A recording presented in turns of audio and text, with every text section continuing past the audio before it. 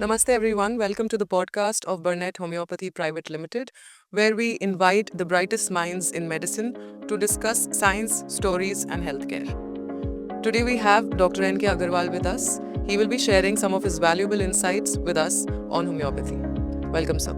Sir हमारे बहुत सारे क्वेश्चंस हैं when it like the general population when it comes to homeopathy can homeopathy contribute in managing the antibiotic resistance जो buildup हो गई है विद टाइम। एंटीबायोटिक रेजिस्टेंस का मतलब है बैक्टीरिया अपने आप को स्ट्रॉन्ग बनाता है ताकि वो एंटीबायोटिक के अगेंस्ट अपने आप को रेजिस्ट कर सके। तो इसके लिए दो चीजें हैं। पहले तो कि एलोपैथिक डॉक्टर को भी समझना पड़ेगा कि प्रॉपर डोज और अननेसेसरी ओवर मेडिकेशन ना हो। पेशेंट को समझना पड़ेगा कि पहले अगर होम्योपैथिक पे अगर वो ट्राई करे तो एंटीबायोटिक से बचा जा सकता है। मैं आपको फॉर एग्जांपल देता हूँ, हमारे पास काफी केसेस आते हैं कि पस सेल्स होते हैं यूरिन में, तो यूटीआई की बात कर रहा हूँ बेसिकली मैं, तो वो 2 से 5 वैल्यू होती है और पेशेंट लाता है हमारे पास अप्रॉक्स 150 to 200 पस सेल्स। तो ऑलरेडी एंटीबायोटिक इतनी लेके आता है कि वो पस सेल्स पे कोई फर्क ही नहीं पड़ता, वो इम्यून हो चुका है, उसका वही एंटीबायोटिक रेजिस्टेंस हो चुका है ऑलरेडी।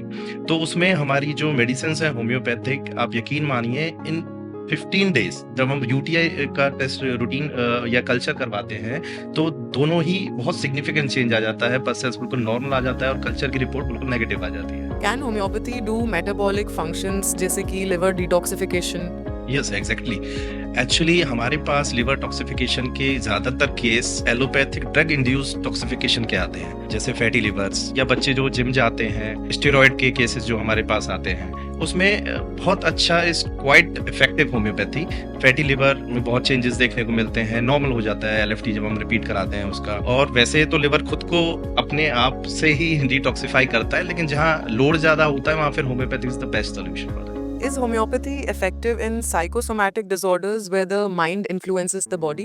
यस, एक्चुअली मैं इसका बेस्ट एग्जांपल है आईबीएस का, इरिटेबल बाउल सिंड्रोम। जो पेशेंट आता है हमारे पास वो काफी टाइम से 5 से 10 साल 8 साल एलोपैथिक दवाइयां लेके आता है जिसमें स्टेरॉइड का भी सेवन करता है। विद इन 15 डेज उसको होम्योपैथिक से सिग्निफिकेंट चेंज नजर आ जाता है और इट डिपेंड्स 4 से 6 महीने हम उसका पूरा कोर्स करा के दवाइयां बंद कर देते हैं। तो बहुत अच्छा इफेक्ट है in IBS.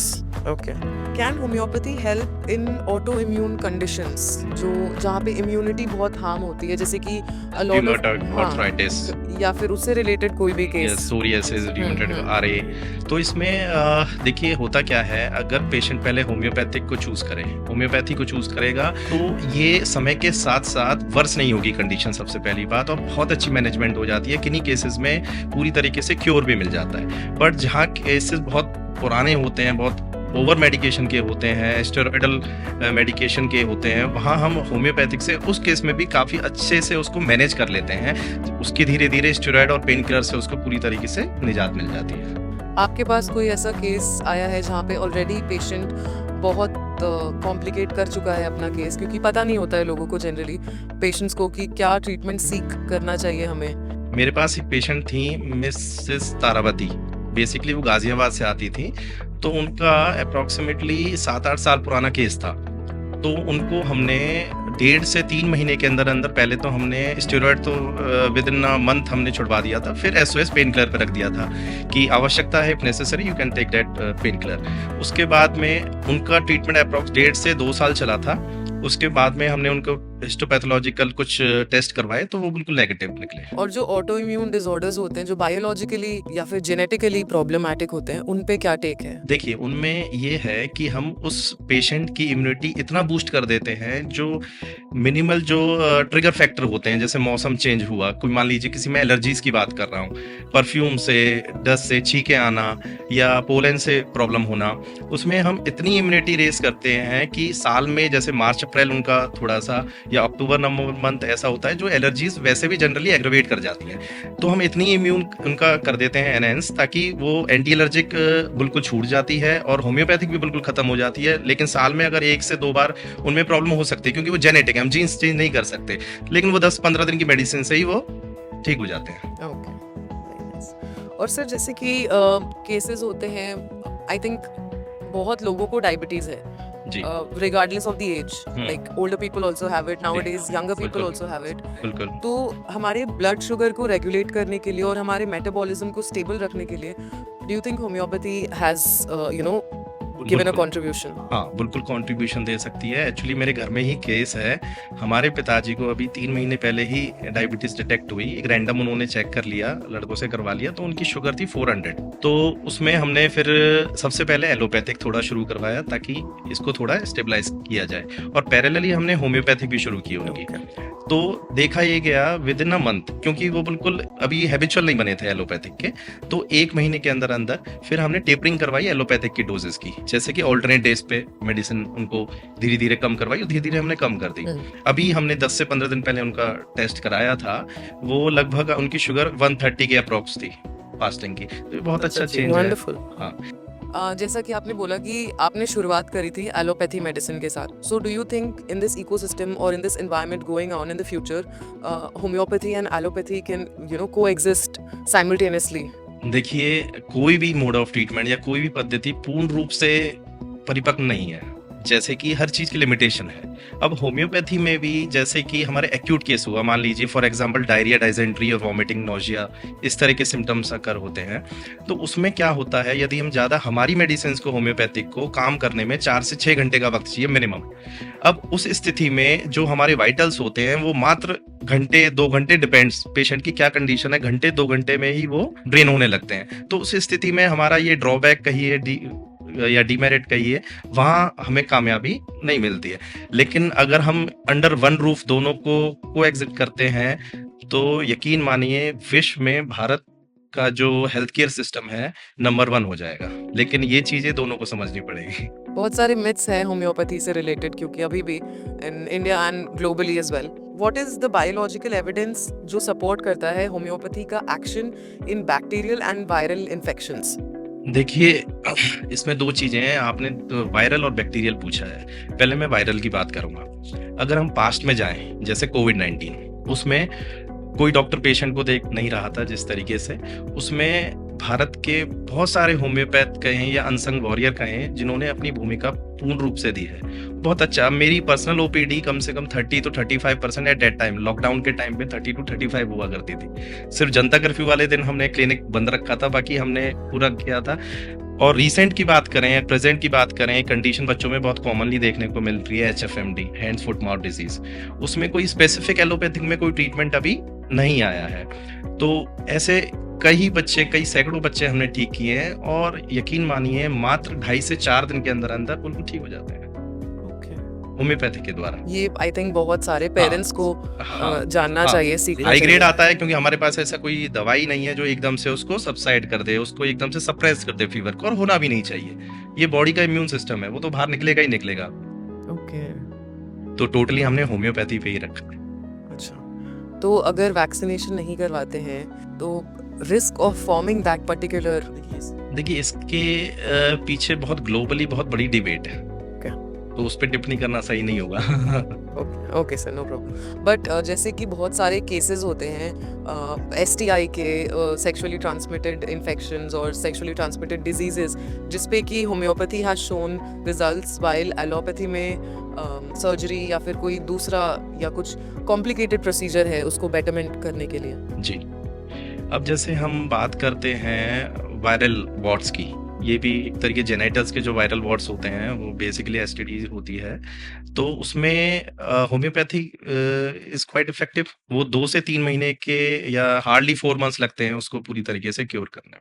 उसमें हम पेशेंट को एडवाइस करते हैं जो प्रिकॉशंस लेने हैं। ओके, और क्या वो रिवर्सिबल है उसके बाद? 100% क्योंकि केसेस में बहुत बार पेशेंट्स बोलते हैं कि वापस हो सकता है क्या? नहीं।